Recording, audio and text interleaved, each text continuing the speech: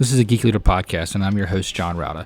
This show is all about helping us grow as leaders, become better technologists, and improve our lives both at work and at home. I hope you enjoy the show and learn a lot.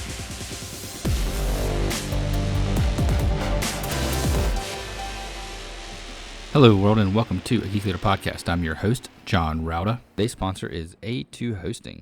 I've been using A2 Hosting solid-state hosting solutions for our website at geekleader.com for many years now, and absolutely love their support, their service, and all the features that you get. You get access to cPanel. You get all of the things that you can imagine for a great WordPress experience, including their A2 optimized WordPress, which does extra security checks, extra lockdown. You can lock down your editor file so you can't edit anything inside there. You get alerts whenever there are file changes that are done. You can also do automatic updates, backups, and more with A2 Hosting. So highly recommend it. Go to geekleader.com/A2 to get more information and to sign up for their solid state turbocharged speed hosting today. Again, that's at geekleader.com/A2. All right, Geek Leaders. Today on the show, I'm honored to have Perry Carpenter from Know Before. He's also the host of the Eighth Layer Insights podcast and the author of Transformational Security Awareness and the Security Culture Playbook. And we're going to be talking about security awareness and all kinds of cool stuff. And with all that being said, Perry, welcome to the show. Yeah, thank you so much for having me. So tell me a little bit about how you got to where you are in your career and kind of what that journey's been like for your life. Yeah, so as I approach the mid-century mark in my life, like a lot of people that are kind of the older generation in security, it was a long, windy route. I wasn't in high school saying, I want to be a security professional or cybersecurity professional. We didn't even call it that back then. But I was always interested in computers. And on the human side of things, I was always interested in the way that people think. But from a degree standpoint, that led me down a couple different routes. I got a bachelor's degree in philosophy. I have a bachelor's degree in biblical studies. I started a master's program or a doctoral program in law and ended up hating that, saying I could never be a lawyer for the rest of my life. So dropped out of that, went into computers, which was my first love anyway, and then ended up using that to begin my career.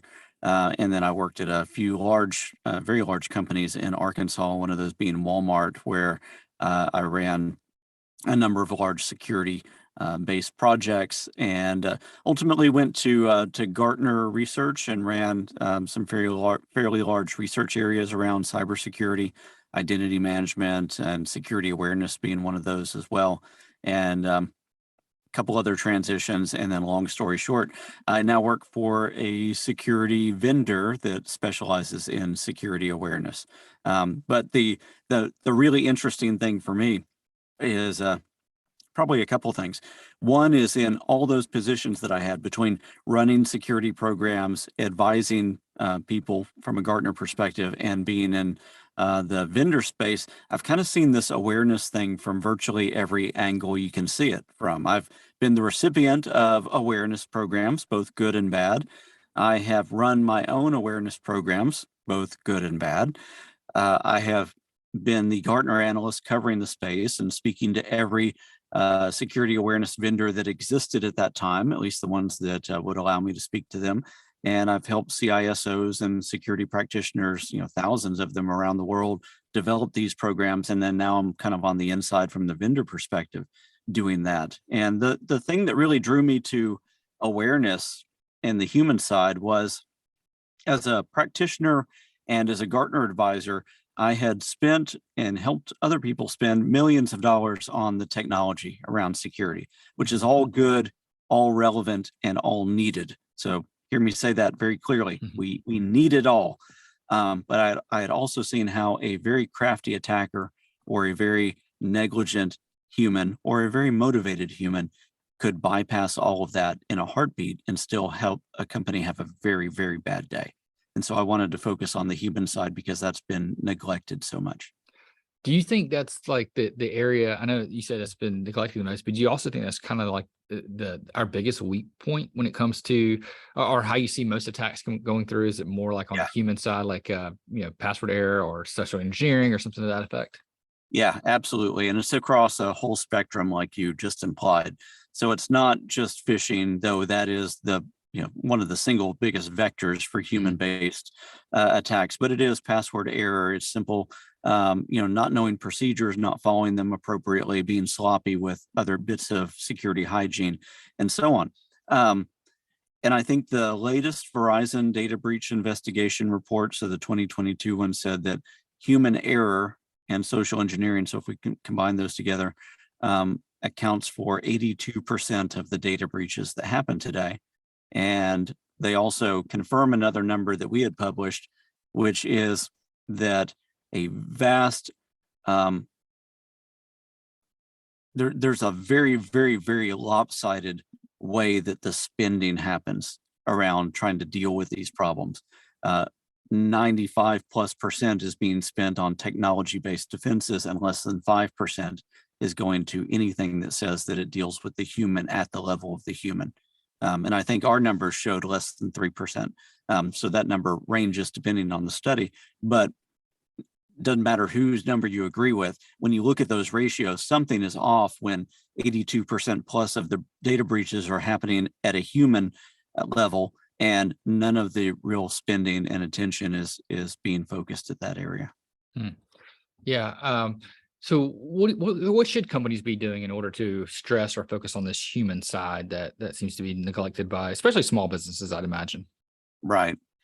And it's across everything too. So it's not only small business and large businesses. Many companies, not only in the US and around the world, have been told that they need to do something on the human side. And so that's where really the security awareness market emerged from, is the regulatory need or the best practice need to do something to train your people or to expose them to policies or to expose them to information. And we really have seen kind of the fact that when you only do it at that level, of course, you're not really doing much. And so I'll start with a study in what doesn't work, and then we can move into what does work. What doesn't work is the way that traditional security awareness has been kind of set forth into the way that security programs run. And traditional security awareness is all wrapped up in the name. It's awareness. So there's a fundamental logic flaw in that, which is if I expose people to the right information, they will naturally do the right things. And any parent or any teacher knows that that is not true. And even any of us that have done New Year's resolutions know that that's not true. We can know the right information. We can intellectually assent to the right information. We can even intend to do the right thing. But there are so many things that creep up in the moment that make us bypass all of that logic or all those things that may make us care if we decide to care and still accidentally do the wrong thing. And so I talk a lot about what I call the knowledge intention behavior gap. So there's a gap between knowing something and intending to act on it. And there's a gap between intending to act on something and actually following through and doing it. And so once you understand that, then there are three things you have to grapple with. And I call those three realities of security awareness. Number one is just because I'm aware doesn't mean that I care. Number two is if we try to work against human nature, we will fail. And number three is what our employees do is way more important than what they know. Yeah. And the way that I'll say it, that kind of disrupts most of the putting awareness in quotes efforts of the past few decades is it does not matter what somebody knows. The only thing that matters is what they do at a critical point. So I can know all of the right things to do, but still make a mistake and your company has a bad day. Or I can not know anything about what I'm supposed to know or why I'm supposed to do something, but I may have just developed the habit to instinctually do the right thing, regardless of knowledge, and I might stop a breach from happening. So the only thing that really matters at the end of the day, and setting regulations and everything else aside, the only thing that really matters from a security standpoint, from a risk management standpoint, is that actual behavior at the critical time. So when I'm thinking about breaches and stuff in general, and we teach employees that let's go back to a physical aspect that I see this all the time. We teach people don't let people tailgate when you scan your badge and go to the door. Yet almost every day I'll see someone that I don't know and they'll hold the door open for me and I'll walk right in. Right. Yeah. And we do that all the time. How can we instinctually set people? Because they want to be nice. They don't want to be rude and say, "Oh no, you have to badge." They don't like that confrontation. How do we get past that? Because I'm sure that happens also on a cyber standpoint as well. Absolutely. So this goes back to number 2 in those 3 realities of awareness. So if we try to work against human nature, we will fail. And so we have to understand where human nature comes into that. So there is the desire to be helpful. There's the desire to not feel awkward. There's all of those things. So the only way that you can deal with that is give you can help people feel like they are more empowered to say no. So that's maybe one way to do it. You're still kind of working against human nature there, but the feeling of empowerment may help overcome that. It may help something click in. The other thing you can do is you can develop policies and procedures that just make it harder to do that. If you put a man trap in your building or a turnstile to where it's only one person comes through at a time, you've put in a mechanical way of actually enforcing that, regardless of what the human intention may be. And so at that point, you have to jump a turnstile or you have to intentionally try to circumnavigate that. But most humans will just naturally go and do what the process tells them to do, regardless of the human nature aspect of wanting to help somebody across that. Yeah, that's a great example. I like the way you're showing that. Basically, you're changing your method in order to adhere to human nature, yet still achieve the goal of security. Yeah. And if you can't do that, I mean, that does cost money and everything else. Then you can inject a third party, like let's say there's a door there, and it's your front lobby, because that's the easiest one to work with, for sake of example. And we can talk about other points of ingress or egress later on. But if it's your lobby, then you could have a guard there whose job is to say, "Oh, you know what? You don't need to let that person behind you through. I need to see them scan their badge." So now it's not me being awkward as somebody that's trying to hold the door open from somebody. It is, "Oh, I need to capitulate to this guard who is telling me to follow the rules." So you've offset the responsibility and the awkwardness to a third party who has actually made that their job, and they're trained to do that and enforce it. And their entire rating and everything else and pay is based off of doing that. Yeah, no, that's good. So what is it that we talk about awareness and learning, and what people do is more important than what they know. And I see that all the time. I see people you teach them something, they know it, they follow it for a week or two, and then it gets into laziness or something like that, and they stop doing it. How can we encourage people to do things in a positive way? Yeah. So if we go back to the person who is known as the father of behavior design, his name is Dr. B.J. Fogg out of Stanford University. And a lot of the applications that we use right now that are highly engaging, or to use the negative word, addictive or habit forming, a lot of the ways that those work come out of the research that he produced. And it wasn't necessarily to create that dystopian reality. I mean, in the same way that when Einstein created a lot of his atomic theory, it wasn't to create the dystopia of nuclear weapons, or at least that wasn't in his mind as much as it was some of the other people who were funding the research.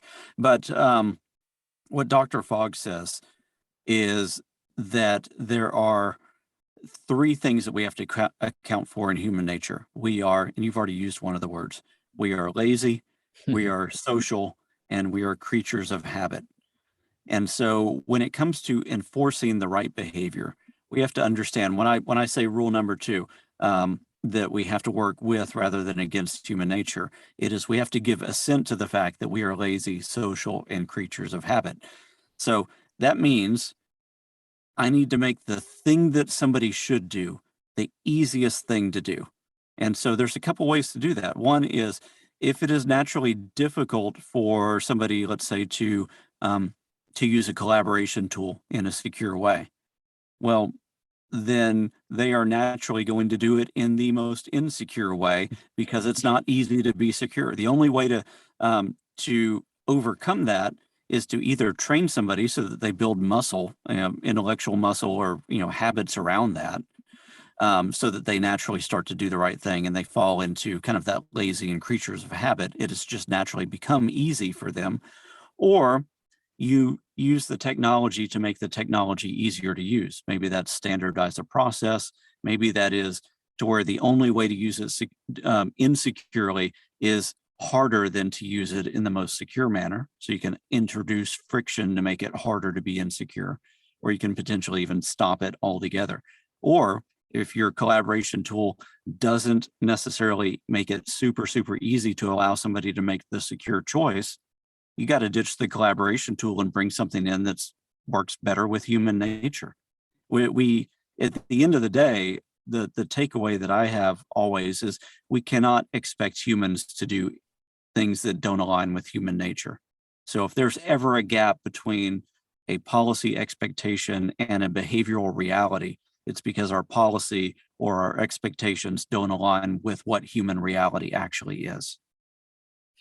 That's really good. And, and as you're saying that, I keep thinking about instances where we've tried to set rules in place and people just bypass them because the rules are too difficult. If there's an easier way, it's like, I always think about the stream. You have water, water's going to flow the easiest path it can. And if you put like a rock there, it's going to just flow right around it instead of going over it because it's more difficult. Yeah, I always think of it. I'm not sure your age, but when I was a kid, and people started tinting car windows all the time, there were a lot of really, really bad car tint jobs that I saw, and there were always bubbles in them. And I think of bad behavior as kind of moving the bubble in that. So you would see this nasty bubble, and you would try to push it to the side, and or you might even be able to break it up into 2 or 3 bubbles. But the only thing you're doing is moving it around. It's really hard to get that thing, that little pocket of air all the way out once it's there, because you have to push it to the edge and then finally let that escape.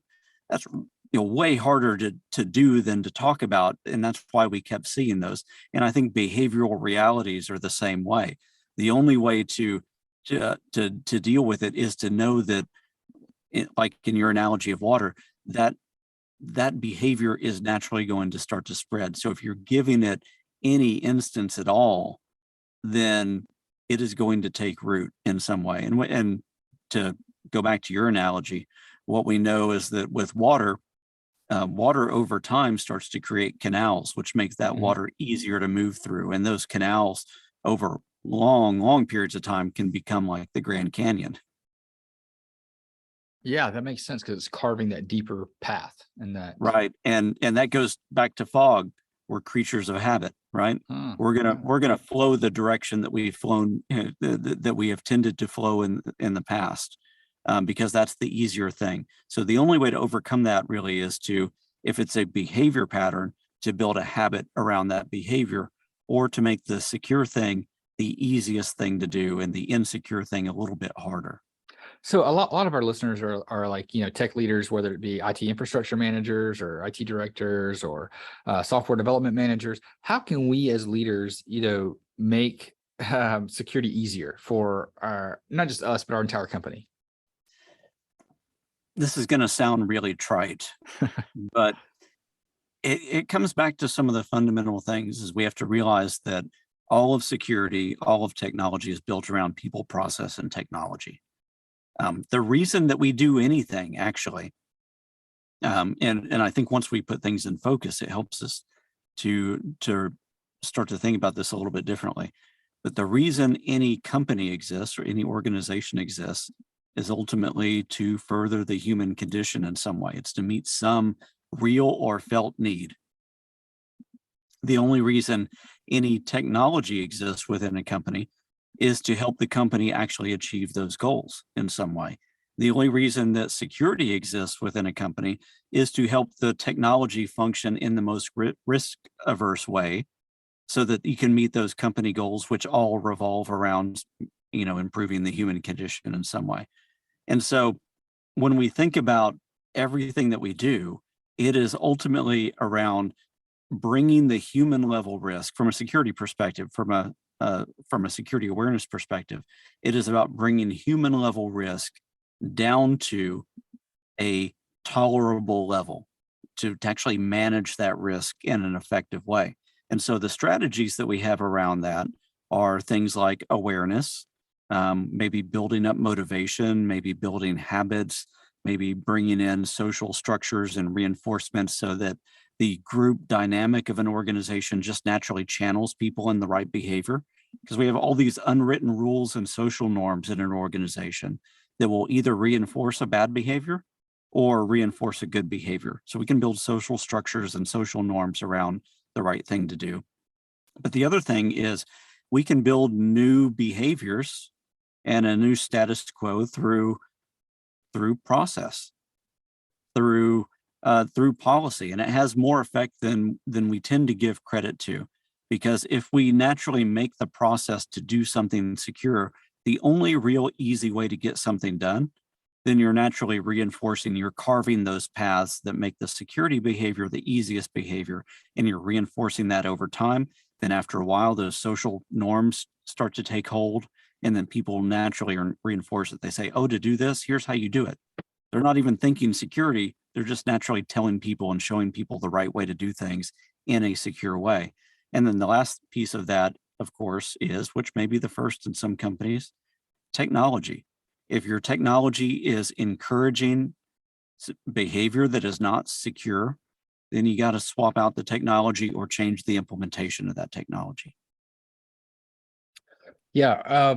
When I'm thinking about this, I'm thinking, in the past, we always heard that you have to trade convenience for security. But what you're saying is we need to make security convenient. Yeah, as much as possible. So convenience comes down to this word in behavior that we use, which is all about friction. And so when it comes to security, friction is an important tool because you can inject it at certain points and you can remove it at certain points.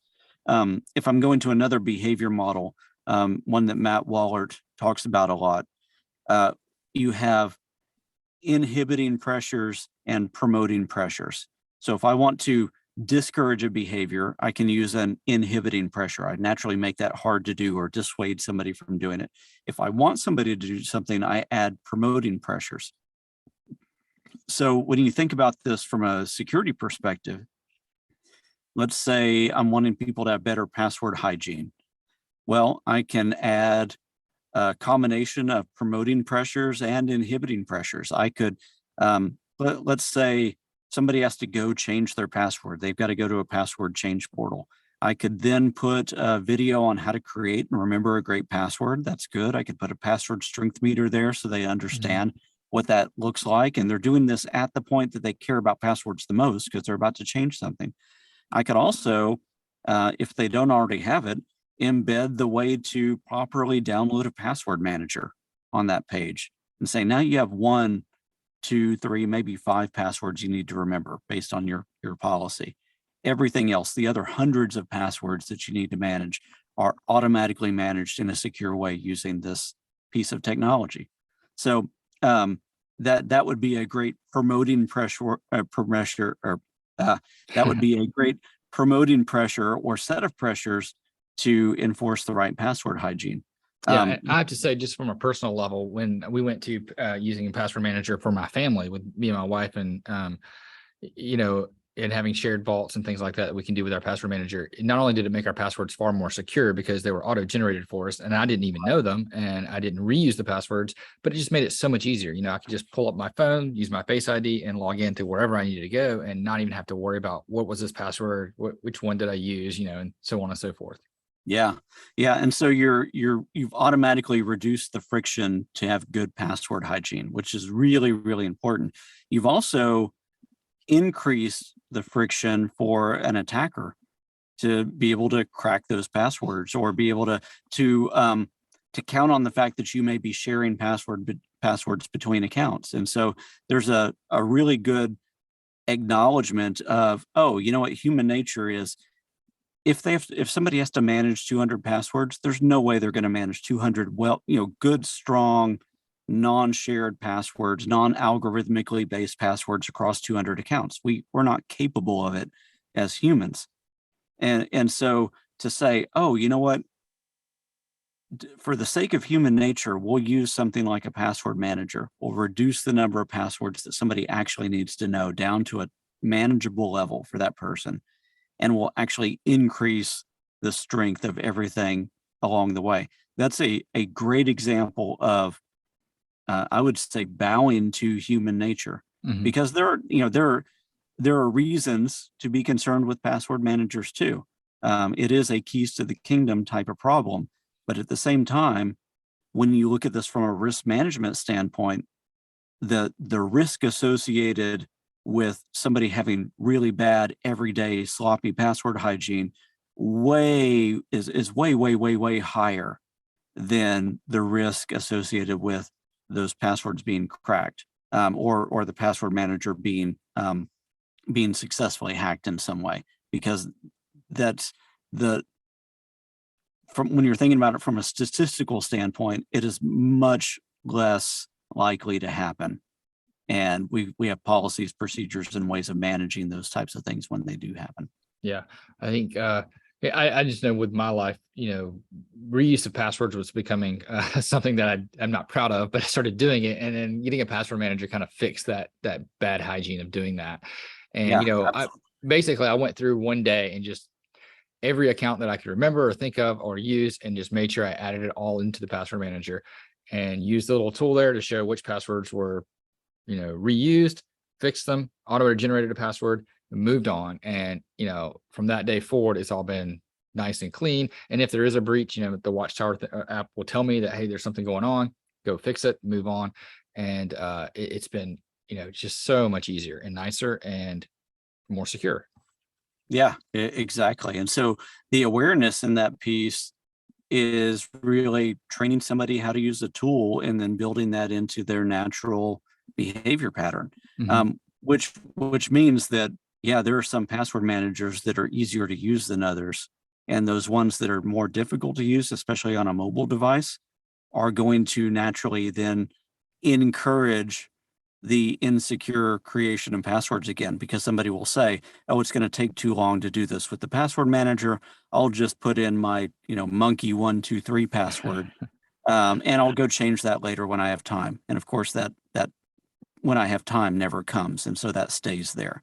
And so we always have to be thinking about the ease of use from your general user standpoint, who has very, very little motivation to be interested in security. Yeah. So tell me a little bit about Eighth Layer Insights, and where the name came from for that podcast, and what that means exactly. Yeah. So Eighth Layer Insights is all about the intersection of cybersecurity and humanity. And any of you familiar with the OSI model? Yeah, the different eighth layer. So application. level 1 starting at data, and then level 7 moving all the way up to the application presentation. Level 8 is not accounted for in that, but that is the human that's looking at the screen with their hands on the keyboard, hands on the mouse, interacting with everything else. And so when I talk about the 8th layer, it is that human dynamic piece. And so we're in between seasons right now. We're between season 2 and season 3. And the unique thing about this podcast, not only does it look at that intersection, but I also try to use all of the tricks of the trade to capture attention. So I'm trying to use behavior management principles, learning management principles, communication principles, all just to capture and retain attention over 45 minutes to an hour. And so the ways I do that is really, really intricate and deep sound design, lots of editing cuts. I also generally have 3 to 4 guests per episode, and then I edit all of their comments together, and we explore certain topics. Like it may be back in season 1, there was an episode that I called Deceptioneering 101, Introduction to the Dark Arts, and it was all about social engineering and the mindsets behind that and how that works. And so I had 4 guests, and we were able to, intercut and weave all of their commentary together and, give a lot of really nice atmosphere to that. And so all throughout this, we've done behavior design, we've done things like disinformation, misinformation, fake news, conspiracy theories, done one that I called Trojan Horses of the Mind. So it's all about making information stick in people's minds, all the way through in season 2, which kind of had this undercurrent of how do we creatively craft information so that people are naturally interested in it and retain what we're talking about. So there's a lot about storytelling, a lot about engaging emotion, and so on in that. And I even took a lot of weird risks in that because I should back up and say the way that I think about the show, kind of a combination between 3 different formats. One is your Radiolab or Freakonomics or Planet Money style podcast. The other one is like Jack Rhysider's Darknet Diaries. Mm-hmm. And then the third one format would be kind of like a late night talk show that has sketch comedy in it.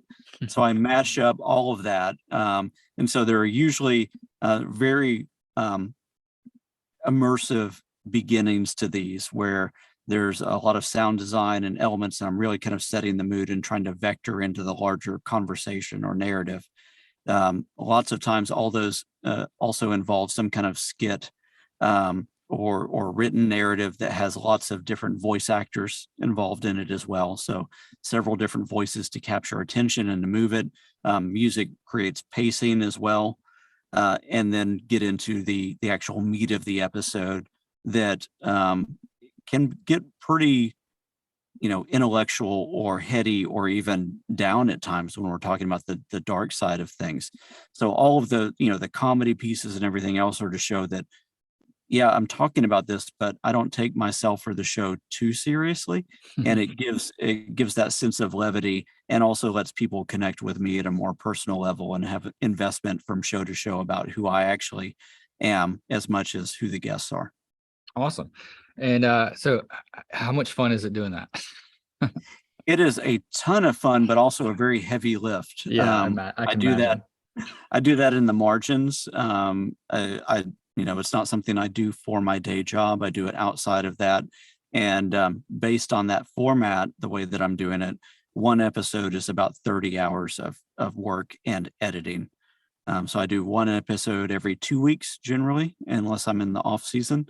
And it's also enough of a heavy lift, plus travel starting again post, hopefully post COVID, that the load was going to be so much with travel that I ended up personally hiring somebody to help with the editing and hopefully bring that 30 hours down to like 5 or 10 on my side. And then he will take the rest. And then I formed a media company around this too, because if I've got more time efficiencies, I'm doing less time editing, I can write and ideate all day long, much more, fast and efficiently than some of the editing stuff. And so we do have 2 other shows in the works that we're formulating now, both about that intersection between technology and humanity. Not ready to talk about those in depth yet. And then I've got space open on the schedule for us to take on a client, like a branded podcast, and fully run soup to nuts their show for them so that we can actually bring enough revenue in for me to, pay the people that I need to pay in order to produce these things. Awesome. No, it sounds like you've got a really good plan going. And I love the podcast space. I've pretty much essentially just listen to podcasts, and Right. And it's been such a great experience for me just to have people like you on the show that I get to talk to and learn from, and hopefully benefit those around me as well. So yeah, it's just been a great experience from my standpoint. I'm glad to hear that it's working well for you as well. And I noticed that your podcast is part of the Cyberwire network, I guess. Is that Yeah. I got had Dave Bittner on before and talked with him in the Dave's past. great. The whole Cyberwire crew is great. So the way that came about is I was thinking about doing the show. I'd started to create some elements of it, and then I mentioned to Rick Howard, who's a part of the Cyberwire network, that I was doing that. And he said, hey, once you come up with something, you should send that over to us. We'll give it a listen and potentially make that one of our shows. And I guess the rest is history. Long story short, I sent that over. They had a couple suggestions. I made the suggestions. They listened again, said, yeah, I think we like this, and brought that on just over a year ago today. Wow. That's awesome. Well, congratulations on that. How can people connect with you and find out more about your podcast, your books, and Know Before, and all the different areas that you're working in? Yeah. So the best way, that the one thing that I keep up with the most is LinkedIn. And so if you find me just Perry Carpenter on LinkedIn, I'm sure I'll be the first Perry that pops up there. Connect with me there. I always take requests, especially if I see that somebody is from the security space or technology space. I almost always accept those unless I've got some kind of weird red flag and think somebody's trying to do OSINT.